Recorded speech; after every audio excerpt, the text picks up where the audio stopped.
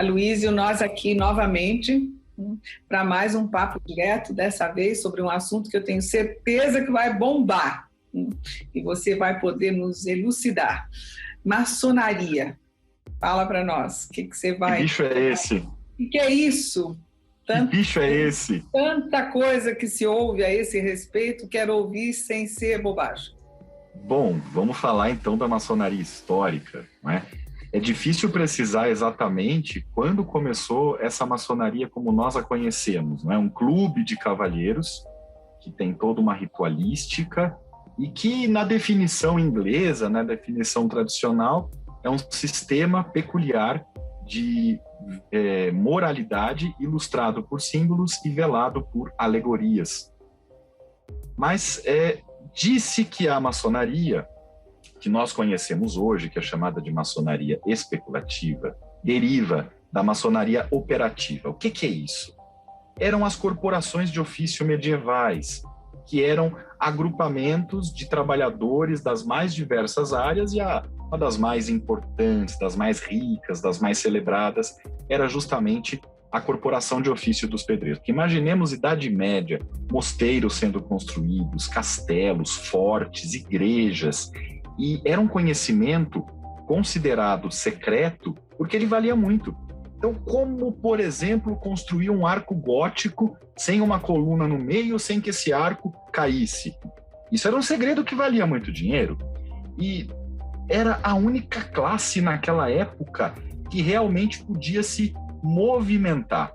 Não é? Numa sociedade estamental, em que nós tínhamos o clero, a nobreza e os servos, esses pedreiros eram os únicos que podiam realmente ir e vir. Porque quando terminava uma construção aqui, estava começando outra ali. Ou se era necessário um reforço numa determinada obra, chamava-se um pedreiro que estava trabalhando em alguma outra para ir até aquela. E numa época em que não tinha carteira de identidade, não tinha RG, mal tinha papel para as pessoas carregarem, todos os iletrados não sabiam ler, não sabiam escrever, era natural que para se demonstrar que aquela pessoa era um pedreiro e para demonstrar o grau de maestria dele na arte, né, da maçonaria, houvesse então palavras secretas, apertos de mão, sinais de reconhecimento, pelos quais aquela pessoa que estava viajando pela Europa pudesse realmente se apresentar diante do mestre de obras de uma determinada construção e dizer: sim, eu sou da confraria dos pedreiros livres, dos Freemasons. Então, deixa eu te interromper um pouquinho e lembrar para quem está nos assistindo, que não tem obrigação de saber, que pedreiro em francês é maçon, de onde a palavra maçonaria, né? E você lembrou muito bem que não tinha documento. Aliás, as pessoas não tinham nem sobrenome. Então, o sobrenome costumava ser a profissão ou o filho de fulano. É o que se tinha. Exatamente. Então, é uma observação importante essa sua.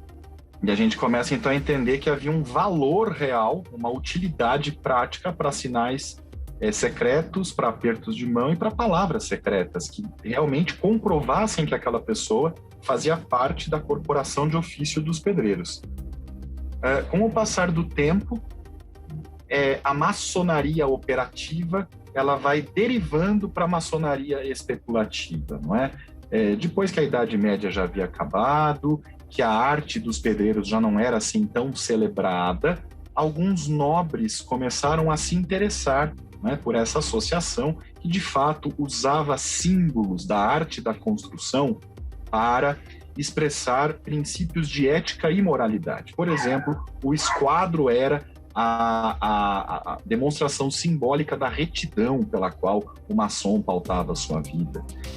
O compasso, traçando um círculo perfeito, demonstrava até onde a liberdade individual daquele maçom poderia ir, além da qual ele estaria invadindo a liberdade do outro, e assim por diante. Então, quando esses nobres começam a se interessar por esses rituais, por esses símbolos e alegorias dos pedreiros, essa maçonaria operativa vai derivando para o que a gente conhece como maçonaria especulativa, que é a maçonaria meramente filosófica, e que é um movimento esparso pela Inglaterra, até pela Europa, particularmente na Inglaterra, até que em 1717, numa taberna inglesa chamada O Ganso e a Grelha, cria-se a Grande Loja da Inglaterra, que existe até hoje é chamada de Grande Loja Unida da Inglaterra, por causa de um fato histórico que não dá tempo da gente explicar aqui, mas esse é o início oficial da maçonaria especulativa.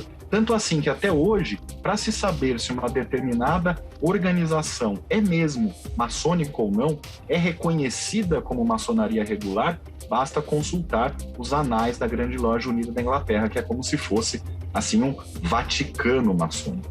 E a maçonaria, como nós sabemos, sempre esteve na frente de grandes revoluções políticas da humanidade. Disse que a Revolução Francesa foi impulsionada pela maçonaria, que a independência das 13 colônias da América do Norte também foi impulsionada pela maçonaria. Nós sabemos que aqui no Brasil, a própria independência do Brasil e a proclamação da República tiveram dedos da maçonaria, a abolição da escravatura.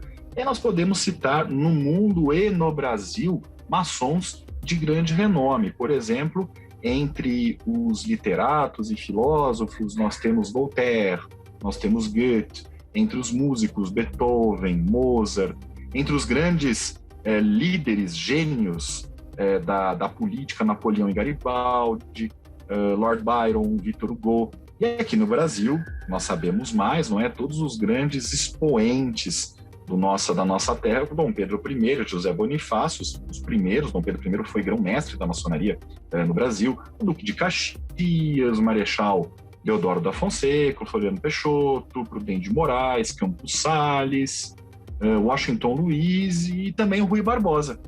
E isso é uma lista pequenininha de todos os maçons importantes que nós tivemos, né? Mas traçando um paralelo entre maçonaria e rosacrucianismo, que nós falamos na outra vez, o rosacrucianismo tem um foco muito mais cultural e a maçonaria sempre teve um foco muito mais político, embora ambas as organizações tenham sempre trocado figurinhas ao longo da história, tanto assim que num dos ritos da maçonaria, que é o rito escocês antigo e aceito, um dos seus graus, o 18º, é uma homenagem à Ordem Rosa Cruz, porque é um grau rosacruciano.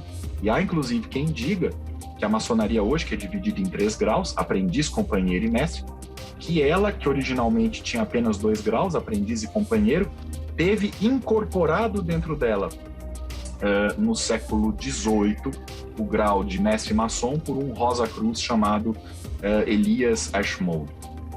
Então, é um campo muito fértil para essa história paralela. Acho que é isso. Sim, é isso, Aloísia, que eu não quis interromper você, mas eu gostei muito do que você disse logo no início, que você retomou agora há pouco, essa questão do simbolismo, né? Se nós formos ficar, que eu, como filósofo, gosto evidentemente da linguagem simbólica, mas você centrou em 2 conceitos importantíssimos, ritualística e simbolismo, simbologia, porque isso desmistifica, né? Tudo que se possa ouvir de conotação mística, misteriosa. Sim, e ritualística é bom que fique bem claro, sem religião. Sim, claro. Rituais são instrumentos muito importantes para unificar um padrão cultural. Então, se os maçons do mundo todo não fizessem o mesmo ritual, eles não teriam uma unidade, não é? Mas não tem nenhuma conotação religiosa. A maçonaria não é religião. Pois é, isso é importante, porque ritual nós fazemos vários, sem nos darmos conta. Quando nós sentamos aqui na frente da câmera de uma plataforma virtual e dizemos olá, e o pessoal da agência falou para a gente não diga bom dia, boa tarde, boa noite, isso é um ritual, não é? Quando nós sentamos à mesa, a rituais, enfim, obedecemos a rituais, não precisa ter conotação religiosa. Tá ótimo, mais uma vez, super obrigada e até o próximo Papo Direto. Tchauzinho.